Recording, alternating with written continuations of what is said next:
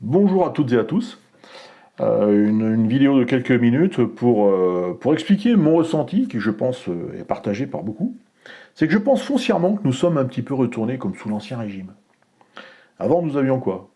Nous avions des seigneurs, un roi, hein, qui était complètement déconnecté du reste de la population, du bas peuple, comme on dit, qui restait accroché à ses privilèges, et qui tentait plus, au bout d'un moment, tant va la cruche à l'eau qu'à la fin elle se casse, et ben ça a donné la révolution de 1789. Nous avions quoi? Nous avions un clergé qui, en plus de s'occuper de leur culte, on leur avait dédié le rôle de tout ce qui était administration, c'est-à-dire les naissances, les décès, les mariages, un petit peu gestion au niveau des héritages, tout ce qui était éducation, tout ce qui était soins, santé, hôpitaux, les bonnes œuvres pour les pauvres, etc., etc. Tout ce qui était science, recherche, voilà, on avait mis ça un petit peu dans leur pattes, qui eux aussi avaient des privilèges, qui sont restés accrochés jusqu'en 1789.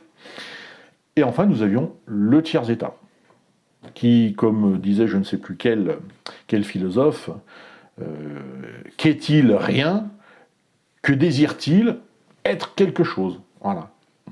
Et bien, de nos jours, nous avons quoi? Si vous voyez un petit peu le parallèle, nous avons une noblesse d'État. Nous avons tous nos ministres, secrétaires d'État, tous nos députés, nos sénateurs, nos conseillers de région, nos présidents de région, qui sont avec des privilèges. Les ordres de la République leur sont littéralement offerts, et ils ne se rendent plus compte qu'à chaque fois qu'ils se prennent un siège à 30 000 balles, c'est le bas peuple qui lui le paye. C'est ça que je veux dire.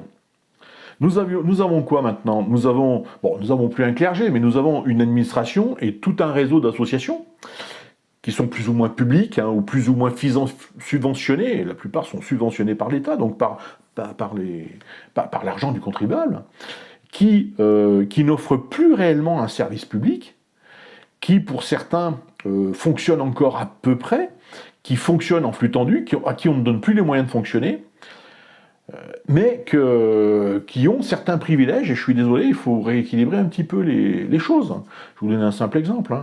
Moi, j'ai voulu faire un passeport. Pour faire un passeport dans la ville où j'habite, 13 000 habitants, la mairie, pas de souci, vous pouvez venir faire le passeport. 9h midi, 14h 17h, le lundi, le mardi, le jeudi, le vendredi. Ben oui, mais moi j'ai un métier.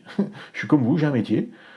Je travaille pendant ces heures-là, donc je ne vais pas poser un jour de congé pour faire un passeport. Voilà.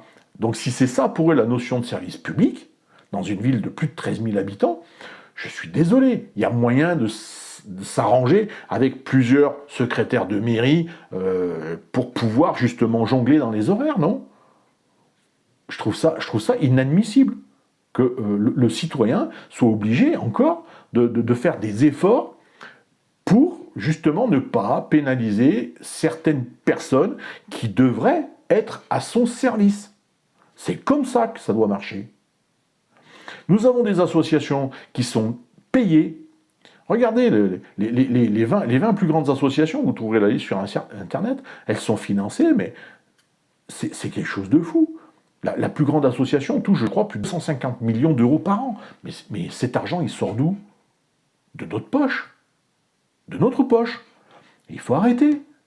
Il faut arrêter tout ça pour faire quoi? On ne sait pas trop. Il n'y a pas de contrôle dessus. Il n'y a pas de contrôle. Donc non, il faut contrôler les choses et puis il faut donner quand c'est justifié. Il faut donner vraiment quand c'est justifié et si ça aide le peuple français. C'est comme ça que ça doit marcher. Et nous avons quoi maintenant? Nous avons le tiers-État. Alors le tiers-État, c'est simple, ça n'a pas bougé. Ça, c'est vous, c'est moi, c'est tous ceux qui triment du matin au soir, 6 jours sur 7 ou 5 jours sur 7, et à qui on demande de payer, et toujours payer plus.